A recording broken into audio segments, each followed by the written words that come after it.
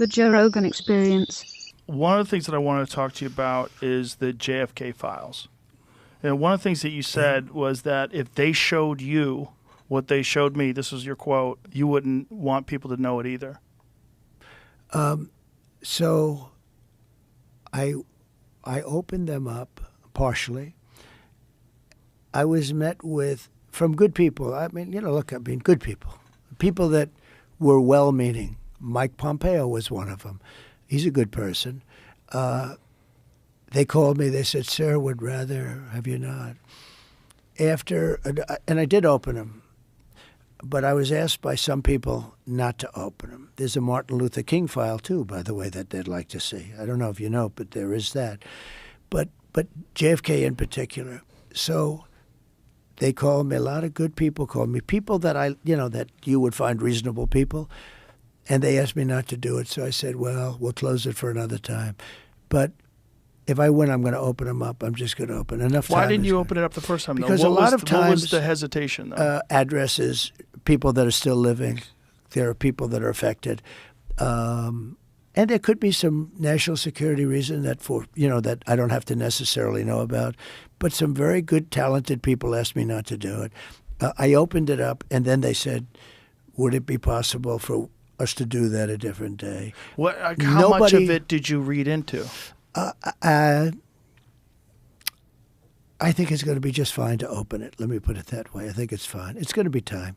It's a cleansing. It's really a cleansing. So I'm going to do it. I'm going to do it immediately, almost immediately upon entering office. Well, the thing, when people look at it from the outside and you sort of imagine what could be a reason why they would not release those files, it would be there's people that were implicated in the assassination. Yeah.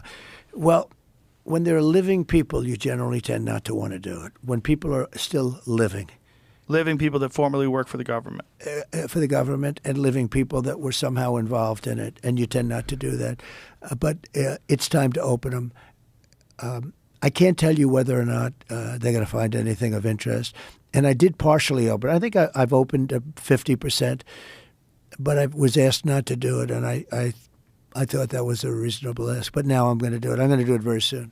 There's a lot of interest in it. One of the things that there's a lot of interest in the people coming from space, Yes. And I know you're interested in that. Oh, I'm very interested in that. How much did they tell you about that? A lot.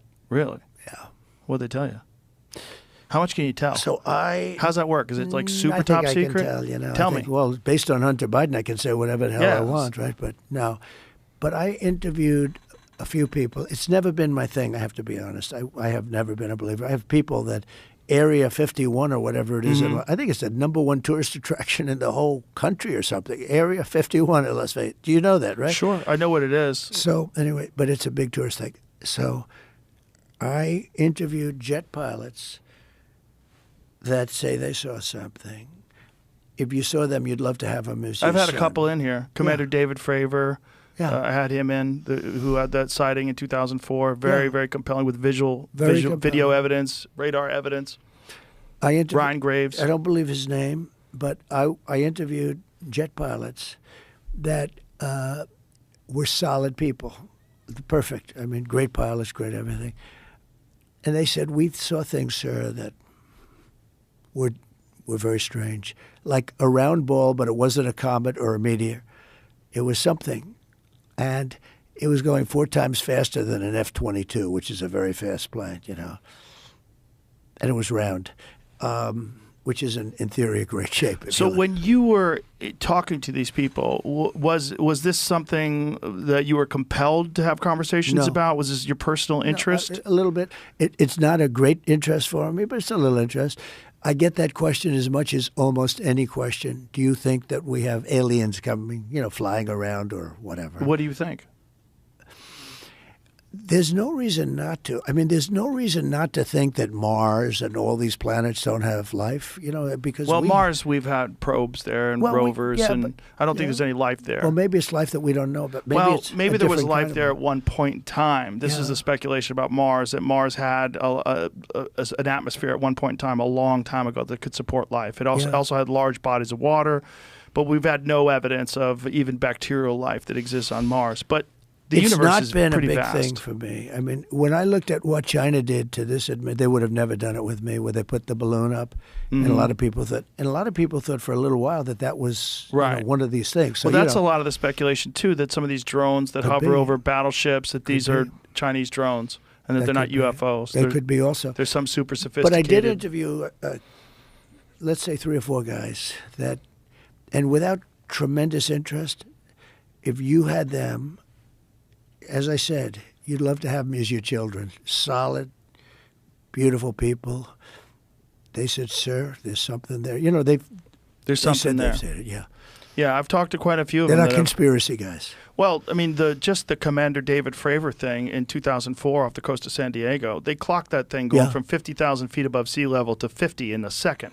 Yeah. They don't know what it is. That's tough to beat. Yeah, they saw something in the water. It was hovering over that something that was making a disturbance in the water. They got video evidence of this thing. 2 different fighter jets with pilots in them saw it. There's, visual evidence, photographic evidence, video evidence, radar evidence. Whatever the hell it is, it moves in a way that would turn a human being into jello if they were inside of it. The G-force, no one would survive. Oh, so the what is G-force. that? And it doesn't have a heat signature. They don't know what their propulsion system was. But When you fly in some of these jets, these pilots have to be in great shape. oh yeah, I flew with When the you're Blue talking Angels about- once. Yeah, as Yeah, I an got to example. fly. I guess and it's those an are older, FA-18. and those are older machines. And they're crazy. When you fly in some of these things, Oh, my it's God. amazing. Yeah, but Yeah, I can imagine. You got to be special.